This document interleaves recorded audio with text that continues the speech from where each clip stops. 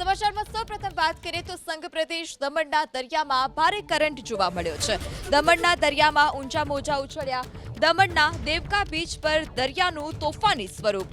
દમણના દરિયામાં 15 ફૂટથી ઊંચા મોજા ઉછળ્યા છે। દરિયામાં ભારે કરંટ વચ્ચે પ્રવાસીઓએ તેમના જીવ પણ જોખમમાં મૂક્યા છે।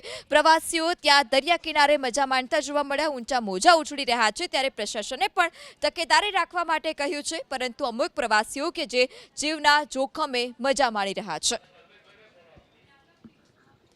ત્યારે દમણના દરિયામાં 15 ફૂટથી વધુ ઊંચા મોજા ઉછળ્યા છે। દરિયાનું આ તોફાની સ્વરૂપ જોવા મળ્યું ત્યારે પ્રશાસન તરફથી પણ પ્રવાસીઓને સાવચેતી રાખવા, સલામતી રાખવા માટે કહેવામાં આવ્યું છે, પરંતુ અમુક પ્રવાસીઓ, અમુક સહેલાણીઓ કે જ્યાં તે નજીક જઈને દિવાલ પર બેસીને મજા માણી રહ્યા છે, ફોટો સેશન કરી રહ્યા છે, ત્યારે આ પ્રકારનું જોખમ ઘણી વખત મોટું પણ સાબિત થઈ શકે છે। વધુ માહિતી સાથે સંવાદદાતા બ્રિજેશ ફોન લાઈનથી જોડાયા છે। જી બ્રિજેશ, શું વધારે વિગત, કેટલા ઊંચા મોજા ઉછળ્યા?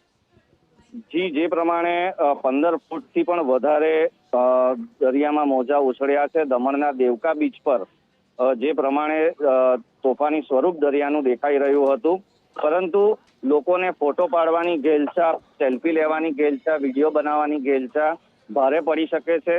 એવા સમયે લોકોએ આવી હાઈ ટાઈડથી દૂર રહેવું જોઈએ અને તંત્ર પણ આ સંદર્ભમાં કોઈ એડવાઇઝરી બહાર પાડે એ ખૂબ જરૂરી છે, કારણ કે હજી 3 દિવસ આ પ્રકારની ભરતી રહેશે। જી બ્રિજેશ, માહિતી બદલ આભાર।